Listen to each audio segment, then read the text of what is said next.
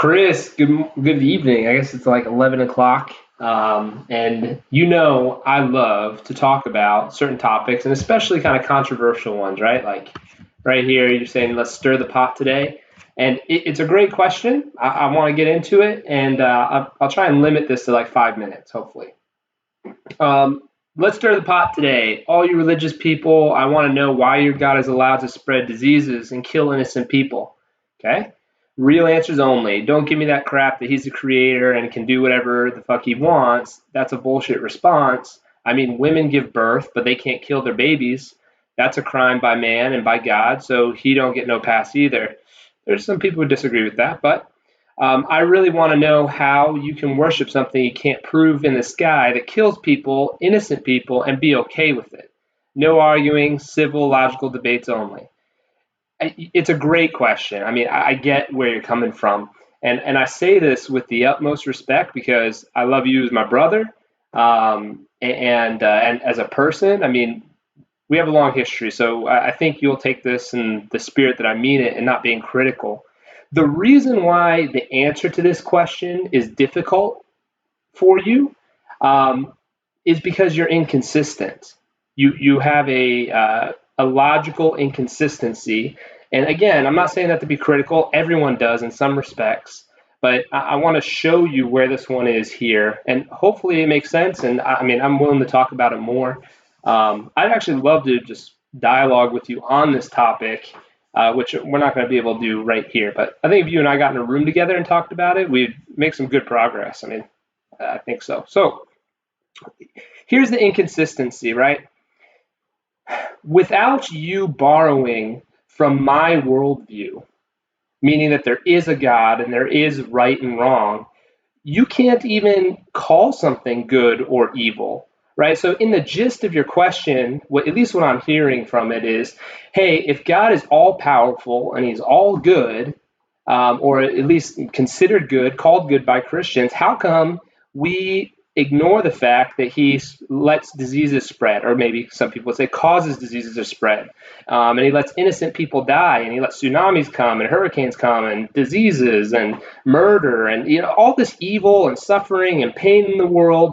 How can God be good and let all that happen? Are you Christians or religious people blind to the fact that God's doing all that, or letting it happen at least in some form or another? Um, and so the question is, on what grounds can you, as someone who rejects that there is a God, call something good or evil?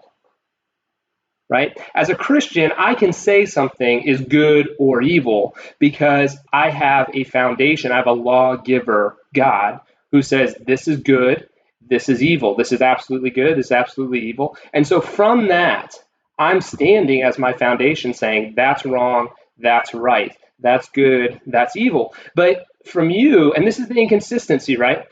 From you, how can you call something good or evil in an absolute sense?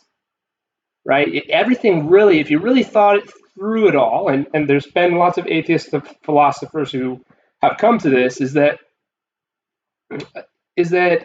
everything ultimately is a should, it's a preference, an opinion. You can't get moral absolutism from your worldview. So in this question, you're saying, hey, God is obviously doing something evil and wrong. So why, how can Christians just ignore that? And from a Christian perspective, God's not doing anything evil or wrong. And I know you don't like that answer, and you even say, don't give me this answer. But really, the answer is we don't have the ability to judge what God does, right? Like, we don't have the moral grounds to say, hey, God, you're wrong for doing this. And one of the reasons we don't have that ability is because we don't know everything, right? God allowed and intended for sin to be in the world. There's a purpose for it. All the evil and suffering and things that happen has a purpose. It's not purposeless. In Isaiah, I should have looked this up because I know you love it when I tell you the actual verses and go through, but there's a verse where Isaiah is talking to Israel and saying, this is how you'll distinguish, and I'll get you this verse, I'll message it to you. But he's saying, how will you distinguish the false gods from the true gods, right? Because there's all these people say this God's real, and then we're saying this God's real. How do we know which one's true? And so God is talking to Isaiah and says, here's how you'll know, right? Have I will be able to tell you what happened, but not only what happened, why it happened in the past. And so from that and other verses, which again, I'm sorry I didn't pull these verses together. It's really spontaneous. It's 11 o'clock at night. I read your post.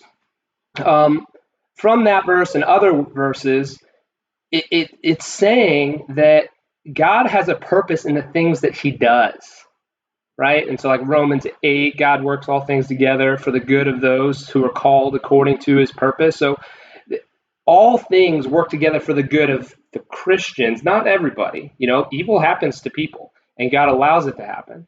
But that doesn't mean that God is evil for doing it. He has a purpose in doing that. And as someone who is the creator, he's free to do what he wants. That's not a BS response. That's true. And it is significantly different from somebody who designed the entire world and brought the world into being from nothing as God, right? There's nothing else like him, right? That he preceded everything that we see here. So there's nothing like that. So the comparison in your post to like, oh, mom's giving birth, they can't kill their child. Well, first, there's a lot of people who would say that mothers can kill their children, right? And second, the mom didn't create the child, right? She's not the one who designed it or gave it its personality or knew it before it was even created, before it's created. She carried it. She had biological influence and processes on it, but she didn't create the baby, right? She was involved in that process, but she's not the creator. And so there's a distinct, impassable divide between the creator and anything that was created, which would be a creature, right? So us as the creature can't say to the creator, oh, what you're doing is wrong and evil. We don't have the creator's perspective. And he's proven time and time again that he is faithful and he is good. And he came down in Jesus Christ. I think I'm approaching my 5-minute mark, so I'm going to try and wrap this up. But I think your inconsistency is in the fact that, one, you're saying that people have value. And so if we're all here by random process, right? And so we're just lucky pieces of stardust who eventually evolved and came here, whatever method outside of God that you want to say people came here. It comes down to chance, happenstance, serendipitousness. I mean, we're just here. Great. So we're cosmic stardust. I mean, who's to say me doing something evil to you, which, see, I don't even have these categories in this way. Who's to say that me stealing from you is actually wrong? I'm just trying to provide best for my family so they can procreate and be healthy and happy. I mean, why is that wrong if there's no God saying that there is something wrong with that, right? There's no absolute. It's just your opinion. You don't like it, so you say I can't do it. And so on. I mean, there's social aspects to it, but it doesn't make it right or wrong. So that's the inconsistency, is that you're standing here from the perspective of saying, oh, it's wrong for God to do this, but why? You're assuming that people have value, which is part of my worldview. I can say people have value because God created them and gave them the stamp of His Spirit, but you can't if you just truly believe we're here by random process. We're just biological material. We're chemicals firing in the brain. There's nothing and we'll talk about it more, I'm sure. But that's my perspective on this, is that the inconsistency is the fact that you're borrowing from a worldview that you don't even believe in to ask your question. So yeah, I'll talk to you soon, man.